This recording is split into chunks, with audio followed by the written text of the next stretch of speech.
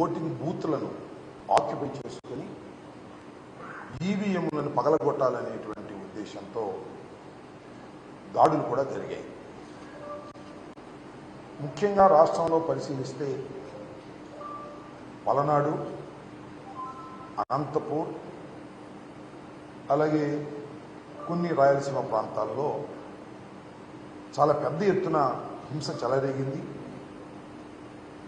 కొన్ని సందర్భాల్లో పోలీసులు కంట్రోల్ చేయలేక చేతులు ఎత్తేసినటువంటి సందర్భం కూడా కనిపిస్తుంది. ముఖ్యంగా అనంతపూర్లో కానీ పర్టికులర్గా పలనాడు జిల్లాలో ఉన్న ఎస్పీని, అనంతపూర్లో ఉన్న ఎస్పీని ఎన్నికలకు ముందు ఎన్నికల కమిషన్ మార్చారు. ఇంకా పలు చోట్ల కూడా ఐపీఎస్ అధికారులను మార్చారు. దేనికోసం మార్చారు అంటే, పురంధరేశ్వరి గారు భారతీయ జనతా పార్టీ రాష్ట్ర శాఖ అధ్యక్షురాలు, చంద్రబాబు నాయుడు గారి వదిన గారు, చంద్రబాబు నాయుడు గారితో కలిసి వీళ్ళు కలిసే ఉన్నారనుకోండి. ఎందుకంటే భారతీయ జనతా పార్టీ, తెలుగుదేశం, జనసేన కలిసి కూటమిగా వచ్చారు. వీళ్ళిద్దరూ కలిసి ఎన్నికల కమిషన్కు ఫిర్యాదు చేశారు. ఎవరైతే ఐపీఎస్ అధికారులు ఉన్నారో వీళ్ళందరూ కూడా ప్రభుత్వానికి తొత్తులుగా ఉన్నారు, వారికి అనుకూలంగా ఉన్నారు. కాబట్టి వారిని మారిస్తే తప్ప నిష్పక్షపాతంగా ఎన్నికలు జరగవు అనేటువంటి ఆర్గ్యుమెంట్ను తీస్తే సహజంగానే ఎన్నికల కమిషన్ కొంత బిలీవ్ చేసి ఉండవచ్చు. ఈ మార్పులన్నీ చేశారు.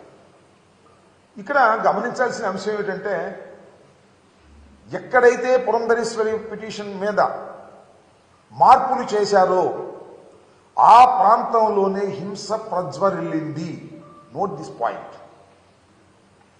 ఇవాళ మనం ఫర్ ఎగ్జాంపుల్ అనంతపూర్ తీసుకున్నాం, ఫర్ ఎగ్జాంపుల్ పల్నాడు తీసుకున్నాం.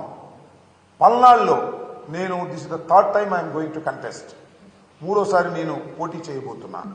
గత 2 ఎన్నికల అనుభవం నాకుంది. ఏ రోజుని కూడా ఇంత పెద్ద ఎత్తున హింస జరిగినటువంటి సందర్భం లేదు. మొన్న ఎన్నికల్లోనే భారీ ఎత్తున హింస జరిగింది. ఎందుకు జరిగింది? కారణం ఏంటి? కొత్తగా ఎస్పీ వచ్చారు. పాత ఎస్పీ పక్షపాత ధోరణితో ఉంటాడని మార్చేశారు. కొత్త ఎస్పీని ఇస్తే బలంగా ఉండాలి కదా, ప్రశాంతంగా జరగాలి కదా. ఎందుకు పూర్వం కన్నా ఎక్కువ హింస జరిగింది అనేది ఇక్కడ పాయింట్ అని మనం చేస్తున్నాం. అంటే ఈ మార్పులు చేర్పుల మీదే కుట్ర జరిగిందా? తెలుగుదేశం, భారతీయ జనతా పార్టీ, పురంధరేశ్వరి గారు, పవన్ కళ్యాణ్ గారు కలిసి కుట్ర చేశారా? కుట్ర చేసి ఈ పిటిషన్లు పెట్టి ఏదో ఒక విధంగా తమ ఓట్లను, ఫాల్స్ ఓట్లను గందరగోళాలు చేసి ఓట్లు వేయించుకోవడం ద్వారా గెలవాలని అనుకున్నారా అనేటువంటి సందేహాలు కలుగుతా ఉన్నాయి. ముఖ్యంగా పల్నాడులోకి వస్తే నరసరావుపేట పార్లమెంటు నియోజకవర్గం వైఎస్ఆర్ కాంగ్రెస్ పార్టీకి చాలా strong constituency. Everybody knows it. 7కి 7 గెలిచాం పోయిన ఎన్నికల్లో. ఇవాళ కూడా 7కి 7 గెలిచే పరిస్థితి ఉన్నది అని మాకన్నా బాగా తెలిసిన వ్యక్తి అటు పోటీ చేసిన మా పార్టీ వ్యక్తే ఉన్నదాకా.